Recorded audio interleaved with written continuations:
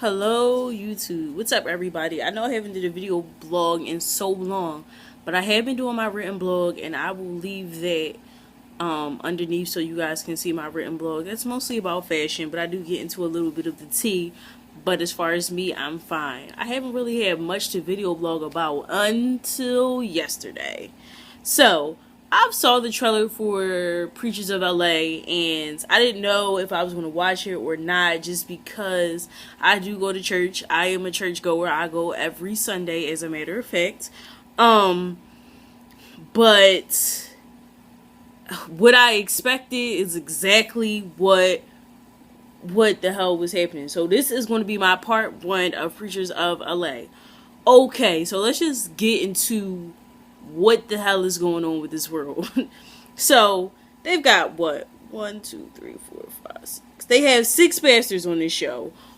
They all live in LA. They all, for the most part, have a mega church, or a church with over 1,000 members.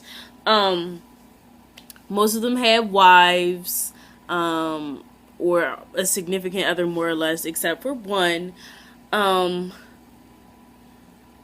This is how crazy the goddamn show is. You have to excuse me. I do curse. I am going to curse this video. I'm not going to lie that I will curse in this video, because I just need to know what the hell is going on.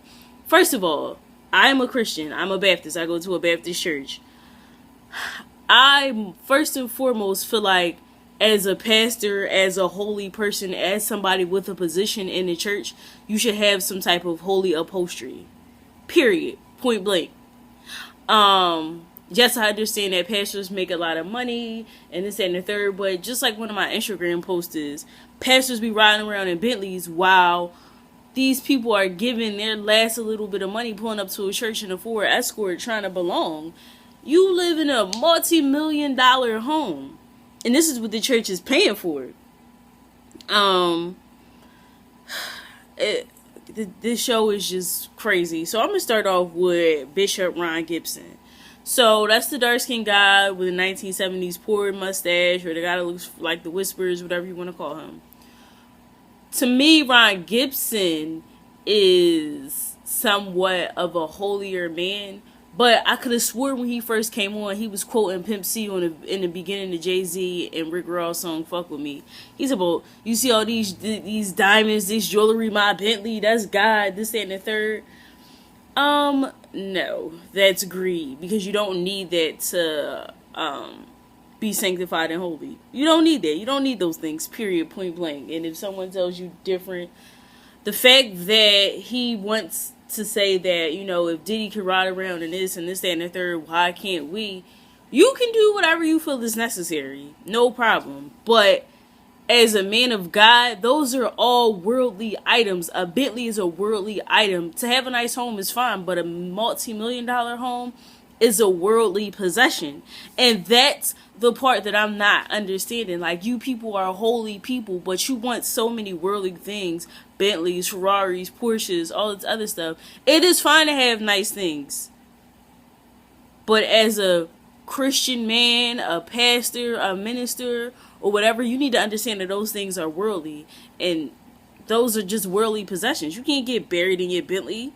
Like, let's be realistic. That doesn't make you any more holier. It just makes the notches on your checkbook longer.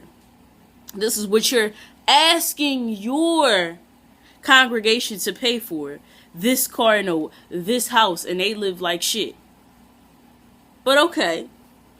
So Ron Gibson keeps talking about gangbangers. I do, clearly you're old as fuck. Like, gangbangers, seriously? So he, goes out into the community and somewhat evangelizes, if you want to call it that, and talks to local gang members. At least that's what they show on the camera. What he really does, we don't know. But what they show on the camera is that he does this, and he said, well, he's bringing a gun with him. Excuse me, God didn't bring guns. Jesus didn't bring guns with him. And I understand protection, but you bring the law, you bring something like that. You don't bring your own gun. Like, that's ridiculous. That was bizarre. I feel like he cheats on his wife. there it is. I said it out loud. I feel like a lot of them either cheat on their wives because some of the shit they say doesn't make sense. His relationship with his wife just looks very disconnected. To me, most of their relationships with their lives look very disconnected. And some people's rebuttal might be because their relationship with the Lord is so connected. No, they look disconnected, especially him and his wife. That's my boo. That's my synopsis on Ron Gibson is, I just gotta watch more of the show. This is just episode 1, but so far he seems to exude Christianity a lot as far as the steps he takes. Like he said, he was addicted to drugs. He used to be in a gang, and he's completely turned his life around thanks to the Lord. All praise be to God, no question, but Bentleys and Benzes and $1 million houses, that's what I can say about that. Who else? Minister Dietrich Haddon. His secular worldly ass is what I can say about him. Married, attempting to go through a divorce, meet a nice young girl, get her pregnant, deal with that baby situation. Another issue with this show is that everybody is so freaking worldly. You are a pastor. You should not, or a minister, someone of the Lord, someone taking a higher power, higher position with the Lord and the church. Why are you so worldly? And it just seems like Dietrich Haddon is dealing with things. To me, it doesn't make sense that his wife doesn't, his children's mother, fiance doesn't live with him. You guys already have been fucking. We know this. You have a baby. In God's eyes, is not the right thing to do. Premarital sex isn't the right thing to do. Like, let's just be realistic here. Like, you can't pick and choose the right and wrong things of the Lord to do. If you're already in, go in to make it correct. Live with that woman and attempt to have a holy life. His concert, I liked his concert. Like I said, I'm not really I'm a Christian. I go to church, but I really don't listen to gospel on my free time. That's not what I want to listen to when I'm driving or on the radio. That's just not my thing. So Dietrich Haddon, his concert, and when he told Ron Gibson to, expedite it, like, to me, I felt like in a way he was wrong, but in a way he wasn't. It is his show, and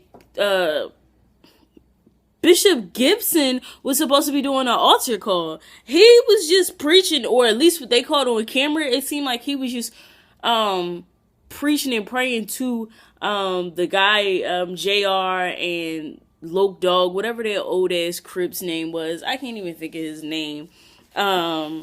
It seemed like he was just ministering to him. Like, yeah, you need to expedite that shit. This is my concert. Let's keep it moving. You're not really doing an altar call. We need people to join the church. We need this cash flow. Right. Because for real, all y'all got nice whips, and I'm still on a bus.